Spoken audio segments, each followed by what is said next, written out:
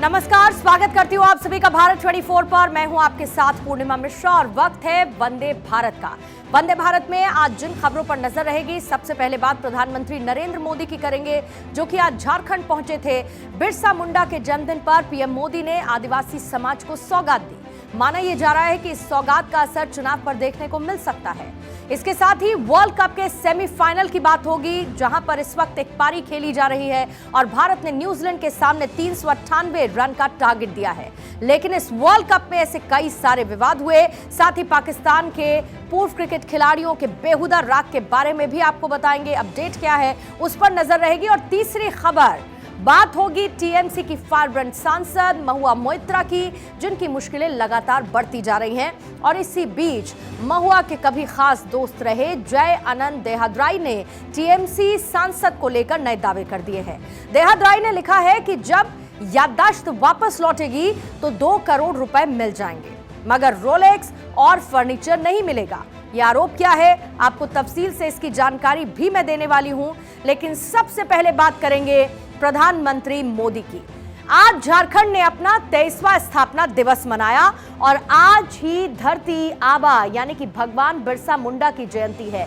इस खास मौके पर पीएम मोदी उलिहाती गांव पहुंचे, जहां पर उन्होंने धरती आबा को नमन भी किया और इसके साथ ही उन्होंने आदिवासी समाज को कई सौगातें भी दी हैं। इस तोहफे को जाहिर है कि आने वाले चुनावों से जोड़कर भी देखा जा रहा है और कहा यह जा रहा है कि आदिवासियों के भगवान बिरसा मुंडा के गांव से पीएम मोदी ने बड़ा दांव यानी कि मास्टर स्ट्रोक चल दिया है।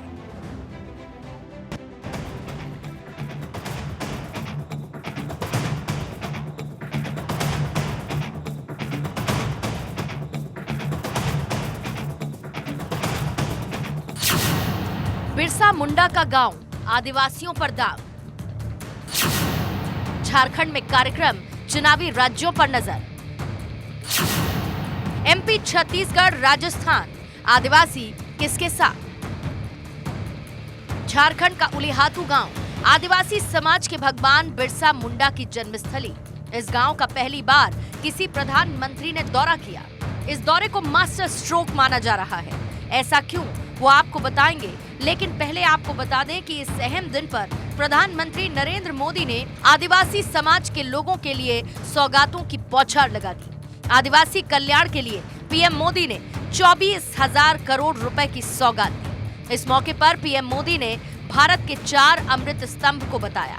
साथ ही उन्होंने 2 योजनाओं की शुरुआत की। झारखंड की इस पावन भूमि से एक नहीं बल्कि 2 ऐतिहासिक अभियानों की शुरुआत होने जा रही है। विकसित भारत संकल्प यात्रा सैचुरेशन के सरकार के लक्ष्यों को प्राप्त करने का सशक्त माध्यम बनेगी। पीएम जनजाति आदिवासी न्याय महाअभियान विलुप्त होने की कगार पर खड़ी जनजातियां, जिसे हम अब तक प्रिमिटिव ट्राइब के रूप में जानते हैं, उनकी रक्षा करेगा, उन्हें सशक्त करेगा। ये दोनों ही अभियान अमृत काल में भारत की विकास यात्रा को नई ऊर्जा देंगे। झारखंड के खूंटी से पीएम नरेंद्र मोदी ने देश के आदिवासियों को बड़ा मैसेज दिया। पीएम ने आदिवासी कल्याण योजना का बजट 6 गुना बढ़ा दिया। साथ ही पीएम ने विकसित भारत यात्रा को हरी झंडी दिखाई। विकसित भारत का संकल्प का आगाज 25 जनवरी 2024 तक 2.7 लाख पंचायतों में केंद्र की योजनाओं का पूर्ण लाभ सुनिश्चित करना मकसद। यात्रा के तहत पीएम मोदी सूचना, शिक्षा और संचार बैन को हरी झंडी। ये यात्रा 15 नवंबर से 25 जनवरी तक चलेगी। पीएम मोदी भले ही झारखंड में रहे, जहां अभी कोई चुनाव नहीं, लेकिन बीजेपी की रणनीति एक तीर से कई निशाने साधने की है। बिरसा मुंडा की जयंती के साथ ही झारखंड का स्थापना दिवस भी है। उनके इस दौरे को लोकसभा चुनाव से पहले छत्तीसगढ़, राजस्थान और मध्य प्रदेश के आदिवासी मतदाताओं के लिए एक संदेश के तौर पर देखा जा रहा है। इन 3 राज्यों में आदिवासी समुदाय का कितना दबदबा है, ये आपको बताते हैं। 3 राज्य 89 seat, Madhya Pradesh 47 seat, Rajasthan 17 seat, Chhattisgarh 17 seat. Madhya Pradesh में बीजेपी कमबैक करने की जुगत में है और इसके लिए पीएम मोदी मध्य प्रदेश में धुआंधार प्रचार अभियान में जुटे रहे। ऐसे में आपको बताते हैं कि मध्य प्रदेश में जिसके 7 आदिवासी वोटर्स रहते हैं, उसकी सरकार आराम से बनती है। एमपी में जिसके आदिवासी, सरकार उसकी। आदिवासी सीट 47 है। साल 2008 में बीजेपी को 29 सीटें मिली, कांग्रेस के खाते में 17 आई तो अन्य के 1। 2013 में 31 सीटें बीजेपी ने हासिल की, 15 सीटों पर कांग्रेस, 1 पर अन्य। 2018 में 16 सीटें बीजेपी, 30 सीटें कांग्रेस और 1 अन्य के खाते में। पीएम मोदी के झारखंड दौरे का मैसेज राजस्थान, मध्य प्रदेश और छत्तीसगढ़ तक जाएगा, ये जानकार भी मानते हैं। लेकिन एक बात साफ है कि बिरसा मुंडा को नमन कर पीएम ने आदिवासी समाज को बड़ा संदेश दे दिया। Bureau report, Bharat 24। उत्तराखंड के उत्तरकाशी में रविवार को बड़ा हादसा हुआ। 4 धाम राजमार्ग परियोजना पर एक निर्माणाधीन सुरंग में 40 मजदूर फंस गए। मजदूरों को फंसे हुए करीब 86 घंटे का वक्त हो चुका है, लेकिन अभी तक सुरंग से इन लेबर्स को बाहर नहीं निकाला जा सका है। इसी तरीके की एक टनल है जो इस वक्त आप देख रहे हैं, सिलक्यारा सुरंग है, जिसमें 40 मजदूर और बीते 86 घंटे से ये रेस्क्यू ऑपरेशन किया जा रहा है। उन लेबर्स से कम्युनिकेट करने की कोशिश की जा रही है। ऐसे में आपको सुरंग के बारे में तफसील से बता देते हैं। ये जो आपको स्क्रीन पर इस वक्त सुरंग नजर आ रही है, ये सिलक्यारा टनल है। यहीं पर रविवार को सुबह करीब 6 बजे का वक्त था जब ये हादसा होता है और तब से लेकर अब तक वहां पर मजदूर फंसे हुए हैं। मजदूरों को निकालने के लिए राहत और बचाव कार्य तेजी के साथ किया जा रहा है। सुरंग का ये जो बीच वाला हिस्सा है, आप इस ग्राफिक के जरिए भी समझ सकते हैं, इस बीच वाले हिस्से में मजदूर फंसे हुए हैं और वहां पर पिछले 4 दिन से रेस्क्यू ऑपरेशन जारी है। यानी कि 86 घंटे से लगातार ये रेस्क्यू ऑपरेशन चल रहा है, लेकिन अभी तक सफलता हाथ नहीं लगी है। और जाहिर है ऐसे में इन लेबर्स को निकालने की जद्दोजहद और ज्यादा अब तेज होती जा रही है।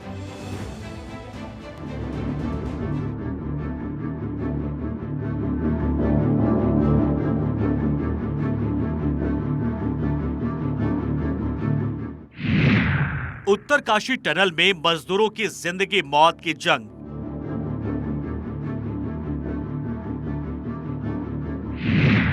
करीब 85 घंटे गुजर गए, मजदूर नहीं निकल पाए।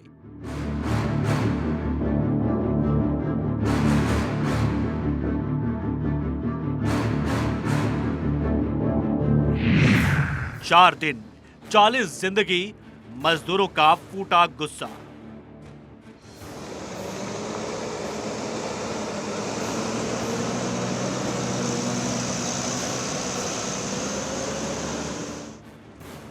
उत्तरकाशी के सिलक्यारा सुरंग में रविवार की सुबह बड़ा हादसा हुआ। हादसे के 80 घंटे से ज्यादा बीत गए, लेकिन अभी तक सुरंग में फंसे 40 मजदूरों को नहीं निकाला जा सका है।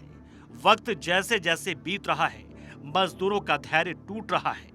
मजदूरों ने रेस्क्यू ऑपरेशन में ढिलाई का आरोप लगाते हुए हंगामा किया, जिसके चलते पुलिस और प्रदर्शनकारियों के बीच झड़प भी हुई। मजदूरों का आरोप है कि रेस्क्यू ऑपरेशन में ढिलाई बरती जा रही है। 5 दिन हो गए, यहाँ पे प्रशासन जो भी है कोई कार्रवाई नहीं कर रहे हैं। मशीन ला रहे हैं तो सब पुरानी ला रहे हैं, जो काम नहीं कर रहे हैं।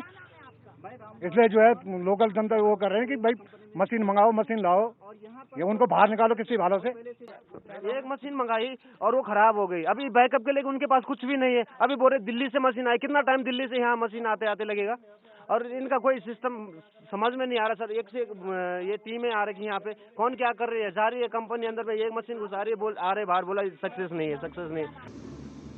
मजदूरों की जान बचाने के लिए धामी सरकार पूरी तत्परता के साथ जुटी हुई है। राहत और बचाव कार्य तेजी से जारी है, लेकिन सुरंग में फंसे 40 मजदूरों तक पहुंचने के प्रयास फिलहाल परवान नहीं चढ़ पाया है। इसी बीच खबर है कि रेस्क्यू ऑपरेशन की कमान संभाल रहे अफसरों ने अब विशेषज्ञों की सलाह ली है। थाईलैंड और नॉर्वे के अंतर्राष्ट्रीय संगठनों के संपर्क में है बचाव दल। टीम ने नॉर्वे के एनजीआई और थाईलैंड के यूटिलिटी टनलिंग से बात की। साथ ही दिल्ली मेट्रो रेलवे के विशेषज्ञों से भी राय ली जा रही है। सिलक्यारा से डंडाल गांव के बीच बन रही टनल में रविवार तड़के 5:30 बजे भूस्खलन हो गया था। तब से 40 मजदूरों को बचाने की जद्दोजहद चल रही है। सुरंग से जैसे ही मलबा हटाया जा रहा है, वैसे ही ऊपर से और मलबा आने के कारण सुरंग को खोदना बेहद मुश्किल हो रहा है। ऑगर ड्रिलिंग मशीन के जरिए ड्रिलिंग कर यू पाइप डालने की कोशिश भी देर रात बेकार चली गई। देर रात ड्रिलिंग के दौरान ड्रिलिंग मशीन में खराबी आने से रेस्क्यू का रोकना पड़ा। एक बूमर मशीन और शॉर्टकट मशीन ऊपर से गिर रहे मलबे में दब गई। अब नई मशीन मंगाई जा रही है। देखिए, ये जो आपदा है, जो आप लोग चिंतित है, पिछले 3 दिन से लगातार हम लोग कोशिश कर रहे हैं किस तरह से, किस तरीके से उनको बाहर निकाला जाए। एक के बाद एक कोशिश की जा रही है, लेकिन जो आपको मैंने पहले भी ब्रीफ किया था कि जो नेचर ऑफ यहाँ का रॉक है बड़ा फ्रेजाइल है। हम जितनी कोशिश करते हैं उतना बाहर आता है, लेकिन उसके बाद भी हम लोग अटल ढंग से उसके पीछे हम कोशिश कर रहे हैं कि हर तरह की टेक्निक यूज की जाए। अभी जो लेटेस्ट मशीन हमने मंगाई है उसे दिल्ली से एयरलिफ्ट किया जा चुका है और अभी चिन्यालीसूर करके जो आपका यहाँ एयरपोर्ट है वहाँ पर वो लैंड करेगा any time in another 1 hour. उसके बाद में वो 3 एयरक्राफ्ट हमने लिए हैं, वो सारा हमको इंडियन एयरफोर्स ने हेल्प किया है, वो यहाँ पर आ रहे हैं और जैसे ही वो वहाँ पर आते हैं हम उस पर ऑलरेडी हमारा काम चल चुका है। 800 mm की हम जो डाया का जो हमारा MS पाइप होता है उससे हम उसमें अंदर जाने की कोशिश कर रहे हैं, लेकिन कुछ रुकावटें आ रही हैं, तो इसलिए हमने लेटेस्ट मशीन मंगाई है। मशीन को जल्द से जल्द सुरंग तक पहुंचाया जाए, इसके लिए तमाम तैयारियां की गई है। ग्रीन कॉरिडोर बनाया गया है।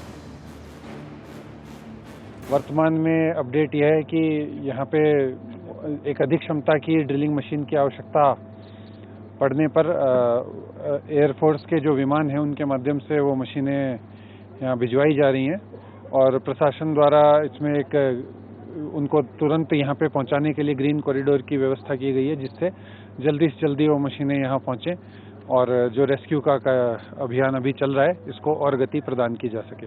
अभी यहाँ पे पुलिस फोर्स और NDRF SDRF पहुँच चुके हैं मौके पर। जो अभी मेरी बात हुई है यहाँ पे जो जिम्मेदार अधिकारी हैं NHIDCL के, तो उनके द्वारा ये बताया गया है कि टोटल 36 जो है उनके रिकॉर्ड के हिसाब से जो है अंदर अभी ट्रैप्ड है और ये सूचना जो है तड़के जल्दी की बताई जा रही है, शायद 7 बजे के लगभग की। और ये जो आप देख रहे हो ये स्टार्टिंग पॉइंट है टनल का, इससे लगभग 200 मीटर आगे की घटना है जिसमें 50 मीटर का जो प्रोजेक्शन है टनल का ऊपर से वो धंस गया है। तो अभी जो है हम जो भी इक्विपमेंट्स है, मशीनरी है, वो सब यहाँ पे रोप इन कर लिया गया है और जो रेस्क्यू है वो युद्ध स्तर पे चल रहा है। ये सुरंग 4 धाम ऑल वेदर रोड परियोजना का हिस्सा है। इस सुरंग के बनने से उत्तरकाशी से यमुनोत्री धाम तक का सफर 26 किलोमीटर कम हो जाएगा। सुरंग के बन जाने से लोग किसी भी मौसम में आसानी से आ जा सकेंगे। सुरंग का 4 किलोमीटर का हिस्सा तैयार हो चुका है।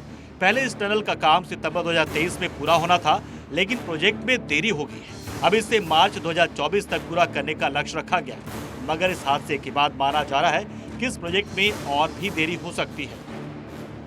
Bureau report, Bharat 24।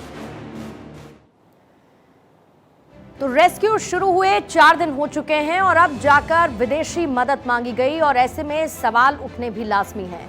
विदेश से मदद का ख्याल आखिर देरी से क्यों आया, ये एक बड़ा सवाल है। नॉर्वे, थाईलैंड की मदद आखिर पहले क्यों नहीं ली गई? फैसले लेने में लेट लतीफी का ये रवैया आखिर देखने को क्यों मिला? 40 मजदूरों को निकालने में देरी क्यों? मशीन लाने में आखिर 80 घंटे का वक्त क्यों लग गया है? क्योंकि ऐसे कई मजदूर हैं जो इस वक्त उस टनल में फंसे हुए हैं और उनकी जिंदगी बचाने की जद्दोजहद बीते 4 दिन से जारी है। हिमालय राज्य में देखिए तेजी से विकास हो रहा है और इसके लिए लगातार निर्माण कार्य भी जारी है। सुरंग का भी तेजी से निर्माण किया जा रहा है। इस तरीके के हादसे ना हो, इसके लिए सरकार को रणनीति बनानी होगी। सुरंग की वजह से पहाड़ी पर्यावरण तंत्र गड़बड़ाने की पूरी संभावना है। पनबिजली परियोजना और सड़क निर्माण से भी असर पड़ता है। निर्माण से नदियों समेत कई चीजों पर असर पड़ता है। सुरंग हादसे के बाद इस पर सरकार को सोचने की जरूरत है। विकास और साथ ही पर्यावरण संरक्षण में एक संतुलन बनाए रखने की जरूरत है। यानी विकास की बात तो की जाती है, लेकिन पर्यावरण संरक्षण इसके साथ साथ हो, इस बात का ध्यान भी सरकार को रखना होगा। अगली खबर का रुख करेंगे। आज क्रिकेट इतिहास का विराट दिन है। सेमीफाइनल मुकाबले में टीम इंडिया जीत की राह पर अग्रसर है। विराट कोहली ने कई कीर्तिमान बनाए, लेकिन इस वर्ल्ड कप में कई क्रिकेट कंट्रोवर्सीज भी हुई हैं, जिस पर बात करना जरूरी है। कभी पिच पर हाई तौबा, कभी टाइम आउट, तो कभी खिलाड़ियों पर विवादित स्टेटमेंट्स। विवादों से भरे हुए इस विश्व कप में अब तक कौन कौन सी क्रिकेट कंट्रोवर्सीज हुई हैं, ये भी आते